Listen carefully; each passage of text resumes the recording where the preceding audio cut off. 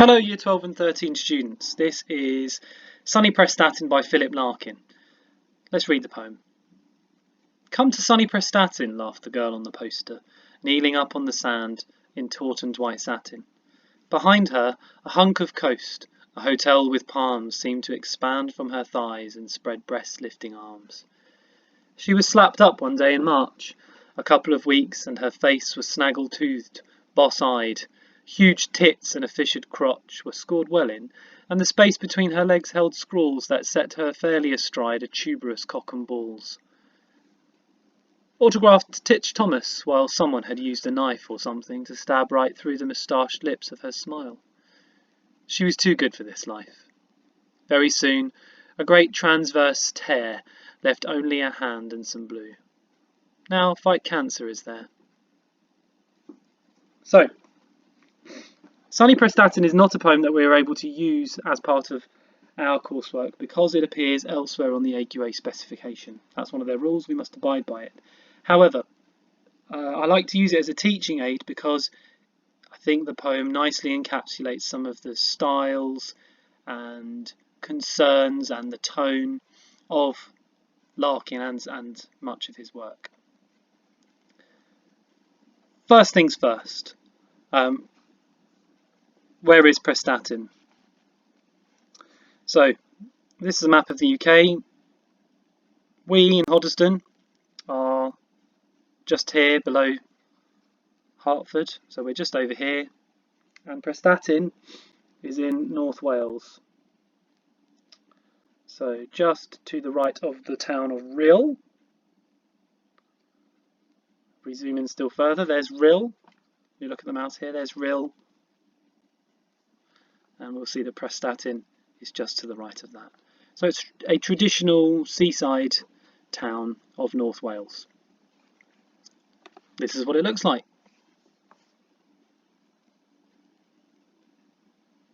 And the point is that as a traditional seaside town, it looks like most other seaside towns. Whether you've been to Prestatyn or not, perhaps you've been to Bognor Regis in Sussex, which looks like this. Maybe you've been to Weston-super-Mare, which is just to the southwest of Bristol. Given our location, you're more likely perhaps to have been to places like Southend or Clacton. So Southend in South Essex, Clacton in North East Essex.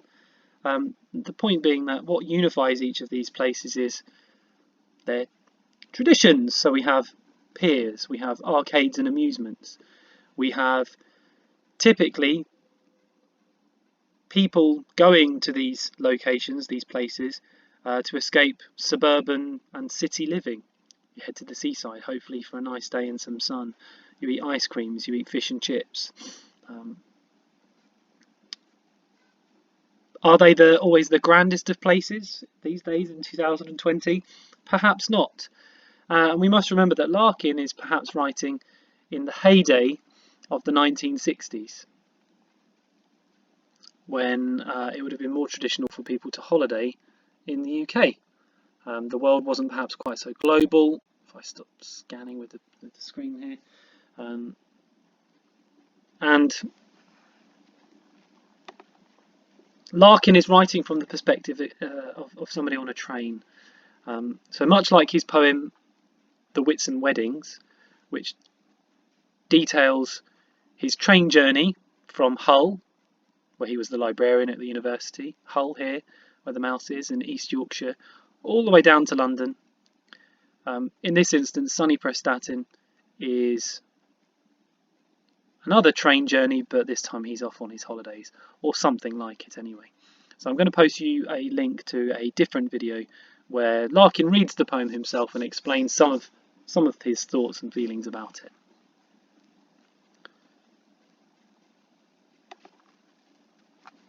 It's at this stage that it's probably a good idea to show you a sort of a vision, an image of the picture, because the poem is rife with imagery. In each of these pictures, and all I've done here is type in Sunny Prestatyn and click on the images button, what we have here is an image of a scantily clad woman being used to sell a seaside town.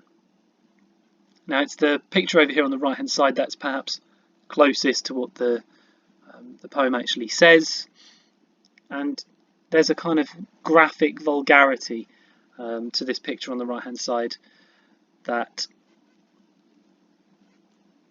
on the one hand is uncomfortable and unsettling because it's verging on repellent.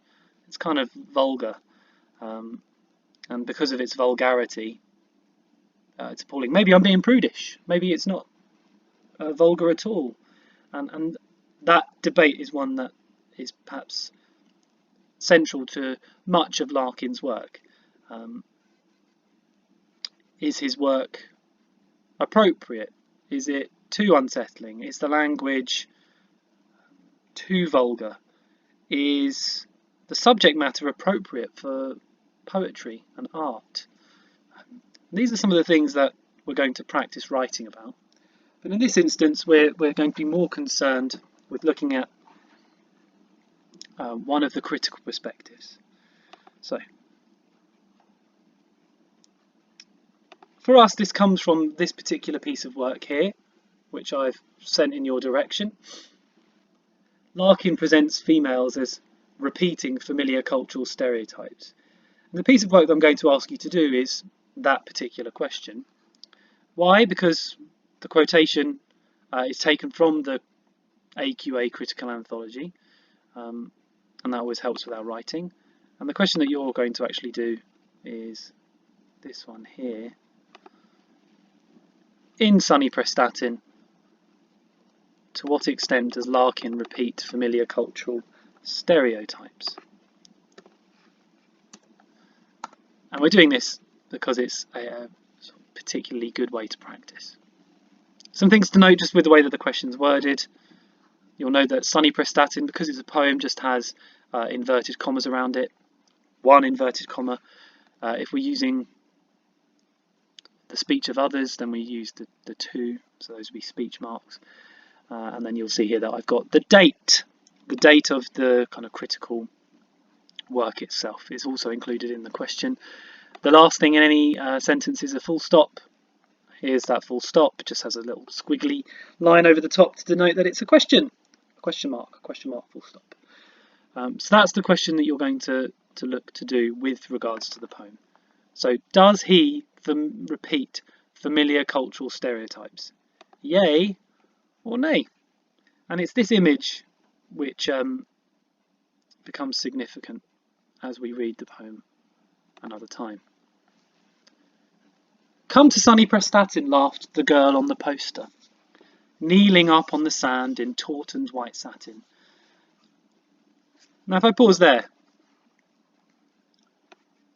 we can comment on the nature of the girl laughing and how laughter is supposed to be full of joy, and generally there's that whole thing of if people laugh then we tend to laugh with them. It's designed to be inviting. We're less likely to do what something is trying to sell us if people are miserable and unhappy about doing it. Then what becomes significant is the use of the word girl. So she's nameless, which is perhaps not surprising given that it's a girl on a poster. Would we expect the girl to be named? Perhaps, maybe not. But girl implies youth, and with youth comes innocence and purity and naivety. Perhaps. Perhaps is my way of being tentative and cautious. However, and I'm being cautious because youth does not always necessarily mean purity or naivety. How could it? But if we ally it and accentuate that, reinforce it with the colour imagery of white, then perhaps that point is made stronger. And then we have the kneeling up on the sand. So the kneeling up on the sand, maybe it's just kneeling. Maybe it's just kneeling. But we can see from the image here that the kneeling is taking on a sort of slightly more sexually explicit tone. And as I move down the sort of imagery, you can see that there are different versions of the poster, but we can also see that it's part of a grander tradition. So if we look here, Morecambe, which is on the northwest coast, sort of near Blackpool. Morecambe for holidays. Look, we can see another girl in a swimming costume being used to sell that. Here's Rill, the town just along from Prestatyn, being used to do exactly the same sort of thing. So Larkin here is, on the one hand, a voyeur who is discussing a picture in a way which is quite explicit, but at other times he appears to be scornful of it, and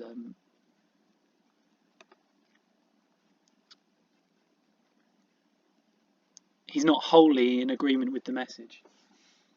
As we move on, behind her is a hunk of coast. So literally it just means there's a kind of chunky bit of coastline in the background.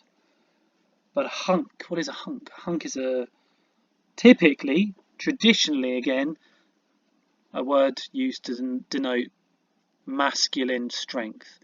It's a heavily muscled man, and usually a very attractive man as well, a hunk. What a hunk, one might say. I always say that, ha ha. And with the word hunk, we've got this contrast between the girl and the sort of the masculine coastline. Behind her is a hunk of coast, and a hotel with palms seem to expand from her thighs and spread breasts lifting arms. So this is where it becomes really quite graphic, which is that the hotel is almost emerging from her thighs and is causing her breasts to be sort of spread apart. So Larkin is exploring the ways that sex is being used to sell something as mundane as a hotel in North Wales. A hotel in North Wales that probably doesn't have palm trees growing natively in that particular region of the UK. So there's this constant sense of there being a facade, a pretense, a veneer, things being used to enhance the image of a place which is maybe it's just not that grand and alluring. The second stanza reinforces the imagery of the first, but effectively what we've got here is graffiti. She was slapped up one day in March, a couple of weeks, and her face was snaggle-toothed and boss-eyed. Huge tits and a fissured crotch were scored well in, and the space between her legs held scrawls that set her fairly astride a tuberous cock and balls. So what we have now is violence, slapped up, violent verbs. To slap somebody is to strike them. If somebody were to put their slap on, it might be a reference to makeup. That's kind of colloquialism with regards to makeup. If you put your slap on, you're putting your makeup on. So she was slapped up one day in March. She's being beautified. There is irony in my saying that. She's being beautified by somebody else. A couple of weeks, and then there's graffiti. There are a couple of questions about this graffiti. Why does anyone graffiti? Is it rage? Is it power? Is it a desire to have control over something? Is it non-conformity?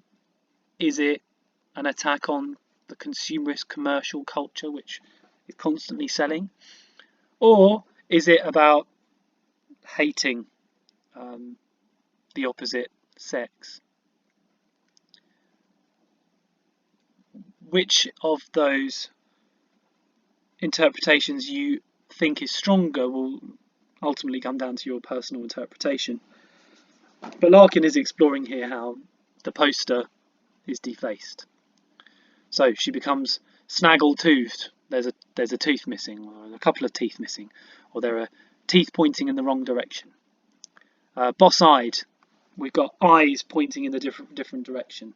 So the traditionally stereotypically attractive young woman that's being used to sell, sorry, wrong screen there, whichever image it is, doesn't really matter.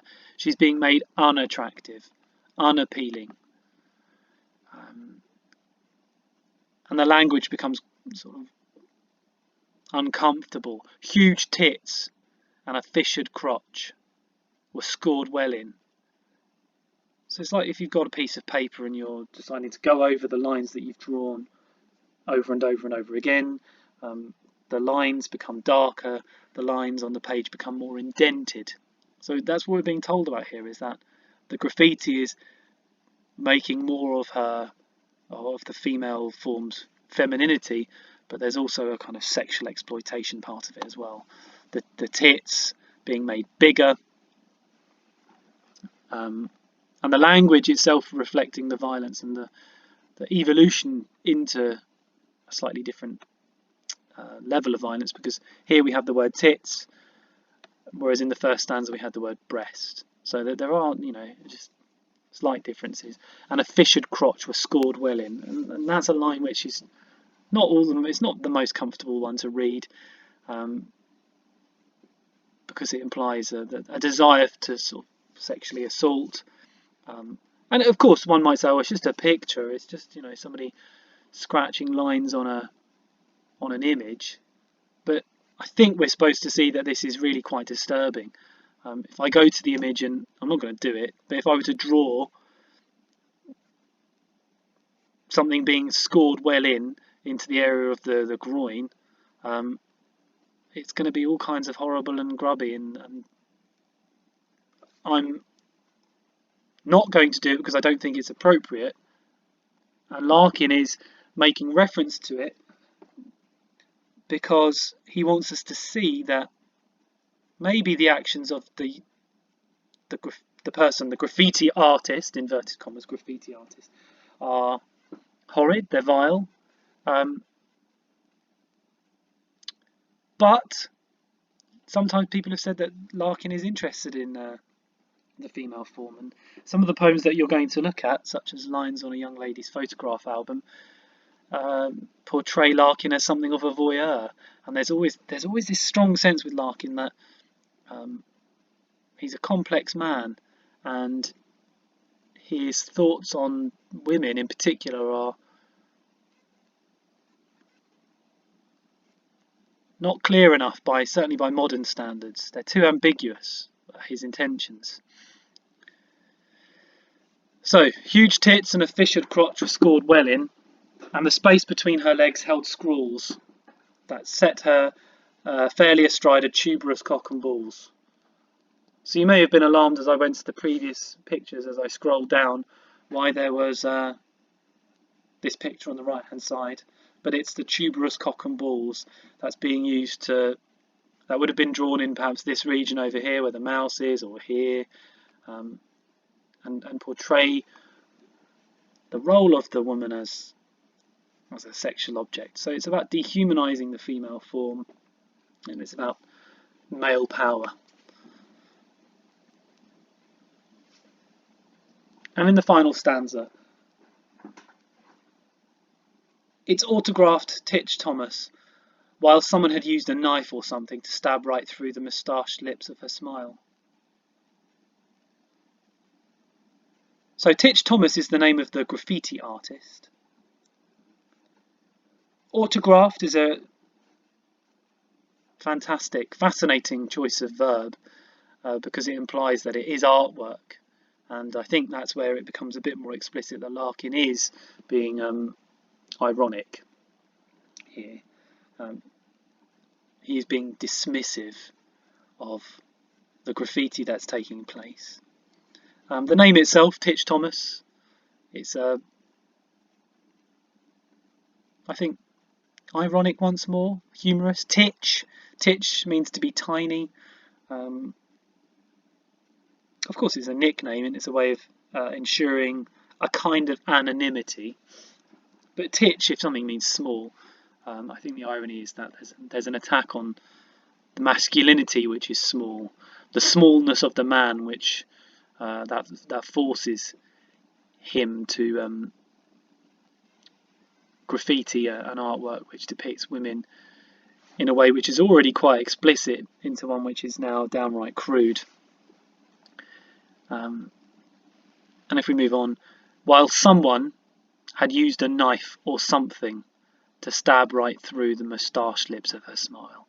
And this is where the violence becomes a touch more explicit.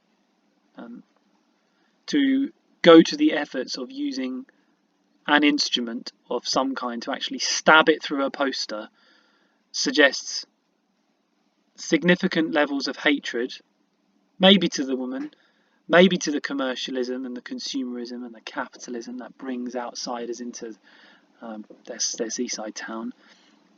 But personally, it's a level of rage that I find quite difficult to comprehend. Imagine being so angry, I think. Imagine being so angry that you feel you must stab a hole through the face of a woman on a poster. It's baffling to me. Of those words, it's the vagueness of or something that I find most striking. A knife or something. A knife is a scary item if someone is wielding it with intent to harm, but at least it's quantifiable. The or something is unquantifiable. We can't categorize it. We don't know what it is. But if we're using something to stab, well then the something becomes, I think, more dangerous. Maybe a different interpretation might be to say that the or something is symbolic of Larkin's or the speaker's inability to make sense of it. So I'm saying that I struggle to understand why somebody would do this, but maybe the or something is, just an inability to articulate exactly what's happened. Maybe a slightly different interpretation would be to say that, well, if the ability to articulate oneself is a sign of power, well then people are violent because of an inability to use words appropriately. Why do people punch walls in schools? Don't know, never done it, because I'd like to think that I was always able to use some words to express how I felt. But if you're so angry that you can't find the right words, well, that's when violence tends to occur. Where is the violence perpetrated? It's through the mouth of a face that's already been, graffitied once more. So we've got a moustache on the poster. As we move on, the last part of the poem. She was too good for this life. That's just a lovely Larkin line, I think. Different to the rest of the poem, because if you look at the rest of the poem, it's reasonably fluent. We had lots of enjambment. But a different poem because we have the end stop here, and then we have the single line there. And I think I called it a lovely Larkin line because I think it kind of captures his view. There's such sadness in it. She was too good for this life. And it's the sadness that resonates for me. And then the last three lines are about onward movement. Very soon, a great transverse tear, a great big rip from one corner of the billboard to the other corner of the billboard. And it left only a hand and some blue. So she's been ripped away, stripped of all dignity once and for all. Now fight cancer is there. We have another billboard. Life goes on. Nobody really cares. Perhaps the suggestion is that the fight cancer poster will be defaced as well. And the process will become cyclical. Maybe we have this sense of movement onto another thing just to demonstrate that it's not really that significant in the grand scheme of things. It's just a bit of graffiti on a poster.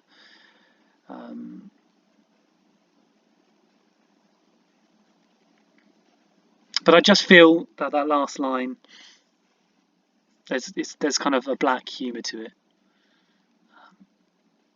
Maybe we are fighting a cancer. Maybe there is a cancer in society that leads to this kind of action, this way of behaving. Or maybe it's just simpler and that we just have another poster. Now, in terms of your question, if I go back to this document, the key for you is to define, well, what are the familiar cultural stereotypes that are being repeated? Wrong one. What are the familiar cultural stereotypes that are being repeated? So that could be about the girl, that could be about the place, that could be about the graffiti artist, that could be about all manner of things. So what are the familiar cultural stereotypes? Are they repeated? Yes or no? But the big question really is, why? So if Larkin does repeat the familiar cultural stereotypes, why? If he doesn't repeat familiar stereotypes but actually kind of seeks to create new visions and new ideas and new representations, that's the word I'm searching for, why does he do that as well? The purpose of this is, as I said, to practice the act of writing about Larkin and about his poetry. You will need to discuss elements of structure and form, but I'm going to put that in a separate poem so that we can understand the way that Larkin goes about writing his poems. All right, that's it for the time being. I hope you find that interesting, helpful, and it gives you a bit of a steer on the kinds of things to write about. And that's it really. Good luck. Enjoy.